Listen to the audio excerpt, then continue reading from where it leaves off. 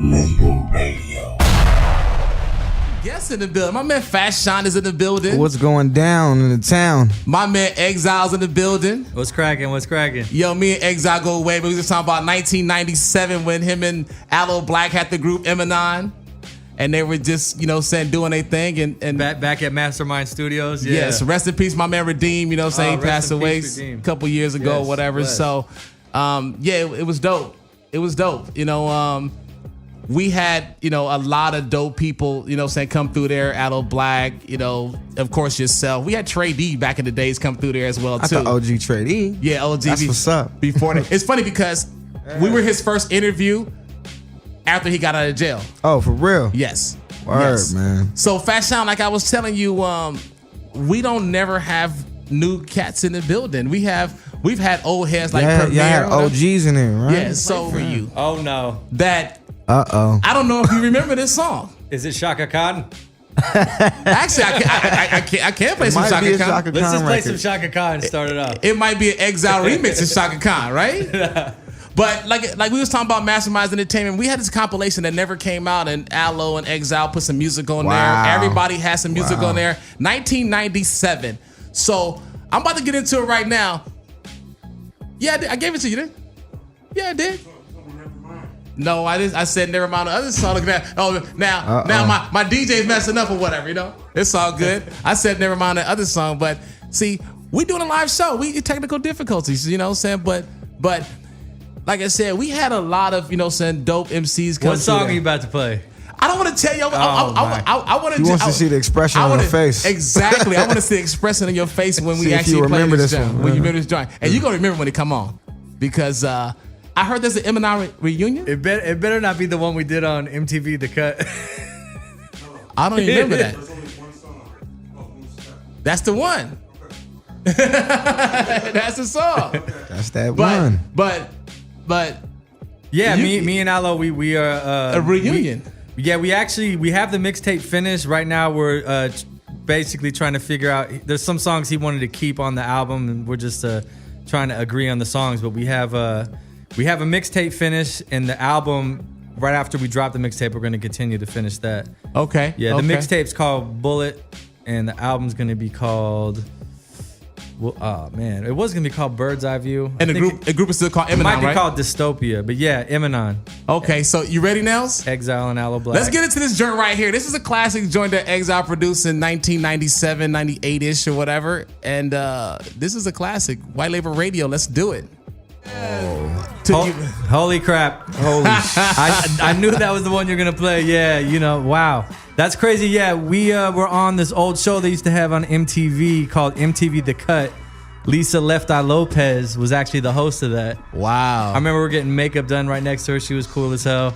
But yeah, we won the first show. And the second show we lost. It was a competition show? Yeah, it was an old competition show. The craziest thing is he goes, I don't sing like Jodeci or Brian McKnight. Yeah. And Brian McKnight was one of the judges. It's fucking hilarious. And now he's singing like a motherfucker now. Now he's singing like a motherfucker, yeah. That's crazy. Evolution. Yeah. Evolution. You know what else is kind of funny, man? How we said Lisa Left Eye was hosting, right? Yeah. We just bumped into T-Boz on the way in here. Yep, she has a show on Dash too. That's crazy. That is crazy. Yeah, right? Whoa, Shout out to T-Boz. that's crazy. Full circle, huh? Yeah. The full circle. Anyway, we got my man Fashawn in the building. Yeah, Poe for president. My man is from Fresno. Fresno to let you know. Yeah. And it's funny because I was telling Emma about Fresno, and I'm like, it takes a strong person to come out of Fresno because Fresno is a pretty interesting place. Yeah, it's like it's the city of quicksand, man. It's really like it's really hard to get out, man. But man, God gave me the strength to get up out of it, man. Gave me the talent and the words to get up out of there. So man, and I mixed that with my will to work and hustle, man, and I combined the two and I ascended out that place, man. Nah, it's dope. It's dope. I remember I played basketball and I actually went on a recruiting trip to Fresno State, and I went there and I was like, yo, really? And they wanted me to go to the junior college first because my grades wasn't too good. And I'm like, I'm from the hood, so I'm like, damn. Yeah. So I'm gonna leave the hood to go to another one, like basically, man. Yeah, at least in LA, you can go to Hollywood and do some other shit outside the hood. In Fresno, it's like, yo, I'm here. Yeah, I'm here. It's a far stretch, man. Yeah. Anyway, I watched that documentary that you got. You did. You had your mom's on there. You had. Yes, sir. And that was dope because I was more impressed with you after seeing that than I was before. I've been following you from day one, and I was more impressed by that because when people put together documentaries and shit, they show them popping bottles in the club and all the rest of that shit. But you put your moms in there, you put the social worker in there, you had your man in there that you've been with from day one. Yeah, for sure. And I appreciate that. Man, I just wanted to show the people like why I do it. I think people have been aware of my skill level and what I do for a long time, but I don't think they understand like why I do it, you know, and where these words come from, where these stories come from, man. And I thought it'd be a really interesting thing to hear my story told through the voices of the people who were there, you know, and the people who helped mold me into the person that I am, opposed to just me in the club popping bottles and showing like video clips from like random things. I wanted to really give you the actual story of how I came here to be, you know what I mean? So yeah, it was something I felt was necessary. I think it was time for that. I think everybody knows what I do, but now you understand. Yeah. After watching this documentary. And you appreciate that more because now with the music being so like microwave where it pops up and it goes away or whatever, you gotta have something to keep people something coming to hold on to, man. Yeah. It's something that you can feel, man, without touching me. You know what I'm saying? You need something you can feel. That's dope. That's dope. But I noticed that it was, like I said, you had the social worker in there. So you still talk to your social worker? Yeah, I mean, I don't burn bridges, man. I've kept relationships with all these people. You know what I mean? Even this guy since I was like 14 years old. You know what I mean? And I don't burn bridges, man. I don't. I'm a really loyal person, and I always keep in touch with people, especially my loved ones, man. And my social worker was a very important person in my life. Well, in the definitive years of my life. So yeah, and I've always kept in touch, and she's a good woman, man. Shout out to Valerie Devine. That's dope. That's dope. It was a part in the documentary where your man right there was like, he was talking about how you was coming out your apartment, he was gonna pick you up, whatever, and he would always like, you good? Like he would come through, be crackheads and shit running around, and you come out with your backpack on, ready to go. No, I'd always have like a smile on my face. You know what I'm saying? Like I always had to look like everything is okay, man, because I always knew that it would be eventually. You know what I mean? And you can tell he had the worry in his face, like, are you sure you straight? Like, yo, bro, like look around, you kid, right? Yeah. But yeah, it was really like that though. It was really like that. Like rewind like 5-6 years from today, it was really like that, man. And proud to say it's not like that anymore, man. That's good. That's good. Man. And I noticed did you ever connect with your pops? Yeah, he just hit me up the other day, man. I got like the front page of the paper, and he shot me a text like, "Yo, that was dope," you know. That's dope. Yeah, so you guys have a relationship. We're still working on it, but we keep in touch. Has he met your daughter?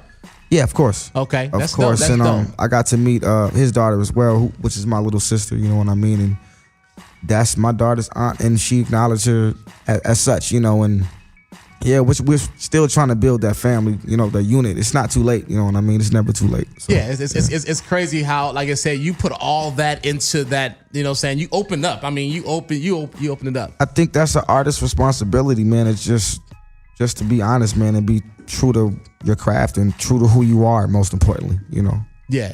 What do you think about the new music that's out right now? Some of it's good, some of it's bad, you know. But it's well balanced. I think if you're a guy who likes or a girl who likes music with a message and music with soul and stuff like that, like there's music out there for that. Like you can reach for that. And if you want just some stuff to numb the pain and numb the reality and stuff like that, there's that music out there too. But, turn up. And if you want something in the middle, you got the ecology, man. It's out now. That's what's up. You got the new album out. But before we get into the new album, you had a mixtape that just came out with Alchemist. The Chemist, yeah, man. The Chemist. That was dope. That was dope. And I had a good time making that. I did. And you can tell. One thing about you, like I said, I've been following your career since day one. Like I said, I've known this dude for years. So of course, anything he put his name on or whatever, I'm like, oh, that's. I love to see cats that I work with do well. So when you win, I win. When I see Aloe Black at the Grammys and shit, Oh, man. I'm like, that's Love it. that's my nigga right there. Love it. I'm rocking with you. You know Yes, what I'm sir. saying? Yes, Even though sir. I have no vested interest in what's going on right now. Right. I know that you actually was in that dirty ass studio with us at one time, Word up. Yes, grinding sir. with you. And I know if I seen you in the airport or mall, you would acknowledge me and Man, you know, 100. So 100%. I appreciate that. Hey, I'm winning just seeing you here. You know what I mean? My Yeah. man. Yeah, Straight up. doing your thing. It's dope. I appreciate that. I Yeah, appreciate that. But you had to join with Alchemist. So let's get into a couple songs off that. You actually Okay. said Poe for President, Yeah, I did say that. and that's one of my favorite joints off that mixtape. number one on the tape, matter of fact. That's yeah, man. and that's my favorite right there. Man, let's let that spin, man. Poe for president. Shout out, rest in peace, Joaquin Guzman. Oh, allegedly, I don't think he's dead. He lives through me. So Poe for president. Chop Poe for president. Yeah. That's what's up. We got my man Fashawn in the building. This is White Label Radio. DJ Nails on 1 and 2. My name is Mellow One Dash Radio. Let's do it.